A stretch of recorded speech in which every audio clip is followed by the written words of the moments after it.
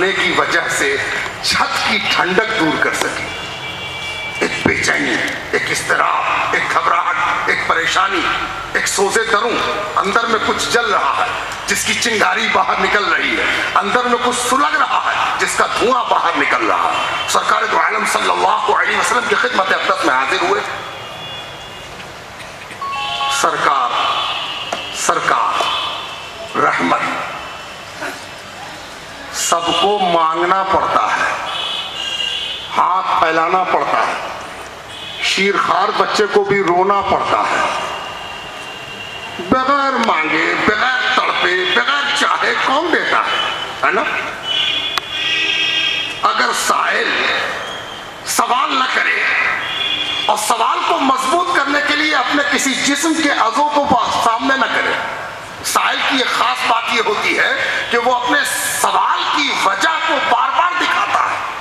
ایک آدمی کا ہاتھ کٹا ہوا ہے تو وہ کوشش کرے گا کہ اپنے سوال میں وہ ہاتھ بھی دکھاتا جائے تاکہ تم میرے سوال کو دور کرنے میں پس و پیش نہ کرو، ہے نا؟ لیکن یہ تو رحمت للعالمین کا دربار ہے، سوال کی ضرورت ہی نہیں، جواب برس رہا. سرکار دو عالم نے ایک نظر ڈالا اور کہا خیریت، کیا بات ہے، کیا ہوا، کیا پریشانی ہے، کیا دقت ہے، کیا الجھن ہے، ذرا دیکھیے گا. میں بات ختم کر رہا ہوں، آخری واقعہ ہے. اس صحابی نے کچھ کہنا چاہا تو رو پڑا، پھپک پھپک کر رو پڑا. سرکار دو عالم نے ذرا تسلی دلائی تو بولنے کے لائق ہوا. کہنے لگا سرکار دو عالم صلی اللہ علیہ وآلہ وسلم، میں چند دن پہلے ایمان لایا ہوں. آپ کو یاد ہوگا میرا چہرہ اور آپ کو یاد ہوگا میرا ایمان لانا. جب سے میں ایمان لایا ہوں ایک عجیب پریشانی کا شکار ہو گیا ہوں. توجہ چاہتا ہوں، میں پوری ذمہ داری کے ساتھ بول رہا ہوں، اس سے گھبرائیے گا مت. ایمان لاتے ہی پریشانی کا شکار ہو گئے، کیا بولنے بولا نا، لگتا کچھ بھول گئے، جو رٹ کے آئے سب بھول گئے. نہیں، جب سے میں ایمان لایا ہوں ایک پریشانی کا شکار ہو گیا ہوں یا رسول اللہ.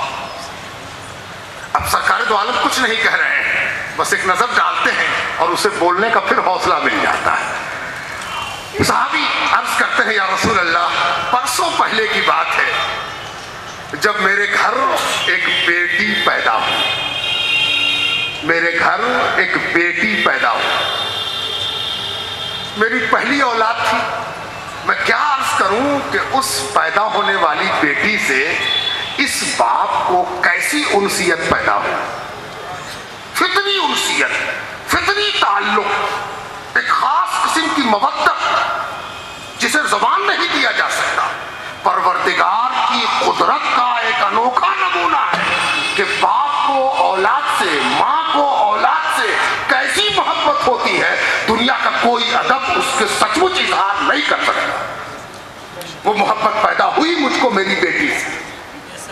بیٹی بڑی ہوئی، کیا بتاؤں، میرے کلیجے میں اس کی وجہ سے نیا دم آ گیا. میری زندگی میں نئی انگڑائی ہے.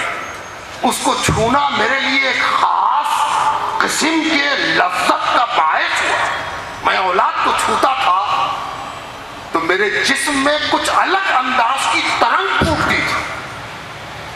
لڑکی بڑی ہوئی، اس کی توتراہی زبان سے جب میرے کانوں نے ابا سنا، کیا عرض کروں یا رسول اللہ، وہ کون سا ذائقہ تھا جو میں نے چکھا. میں نا یہاں تک کہ وہ لڑکی کچھ اور بڑی ہوئی اور اب وہ میرے ساتھ ساتھ دوڑنے لگی. ابا ابا کہہ کے میرے پیچھے پیچھے چلنے لگی. میری محبت کے دروازے اور وسیع ہو گئے.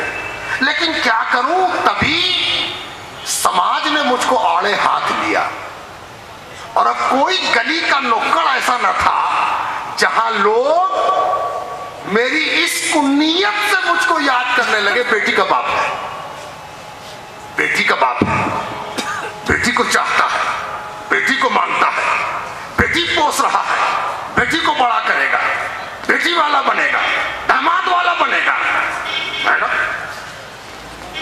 اب सुनते सुनते मेरे कान पक गए और वो कुदरती सोता जो कलेजे से फूटता था, इन तानों ने उस सोते पर पत्थर रखना शुरू किया। पता नहीं वो दिन कब आया, मुझे ठीक से याद भी नहीं, कि जिस दिन मैंने एक बड़ा फैसला ले लिया और फैसला लेकर मैंने अपने घर के कोने से बेलचा उठाया। बेलचा लेकर जब मैं जरा आगे बढ़ा तो इससे पहले कि बेटी को बुलाता, बेटी खुद दौड़ी आई, अब्बा अब्बा तुम कहां जा रहे हो? हम भी चलेंगे तुम्हारे साथ, तुम जहां चलोगे हम वहां चले, है ना। मेरे पत्थर रखे हुए सोते ने कुछ जोर लगाया, लेकिन बाहर से एक आध दो पत्थर और रखा गया।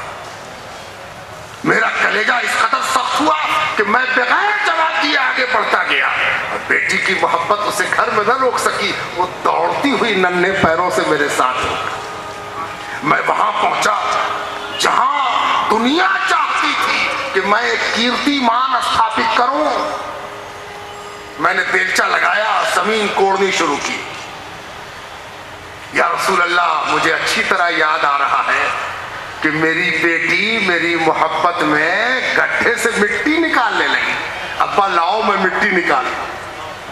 खेलने का अंदाज था, लेकिन अताअत और फरमाबरदारी में मोहब्बत की जलवागरी थी, है ना। मिट्टी खींचने लगी, मैं बेलचा डालता गया, गड्ढा बड़ा होता गया। जब पत्थरों के अंदर से पैदा होने वाली बीनाई ने गड्ढे की गहराई मकसद के मुताबिक देख ली तो कुछ न सोचा और एक धक्के में बेटी को अंदर कर दिया और जुनून के साथ मैंने मिट्टी भरना शुरू किया। या रसूल अल्लाह, उस लड़की की आवाज, अब्बा अब्बा मेरे मुंह में मिट्टी जा रही है, अब्बा मेरे आंख में मिट्टी जा रही है, अब्बा अब्बा हम दबे जाते हैं, अब्बा तब पूछ रहा, अब्बा बाहर निकालो, अब्बा अब्बा मुझे बाहर निकालो। मैंने कुछ न सुना, गड्ढे को बराबर किया और पता नहीं इतना भारी बदन लेके कैसे घर लौट आया। इतनी शाबाशियां मिली, इतनी पीठ ठोकी गई कि मैं ये वाकया भूल गया। या रसूल अल्लाह, परेशानी यही है कि जिस रोज से आपका हाथ पकड़ा है कोई रात ऐसी नहीं जब फिर से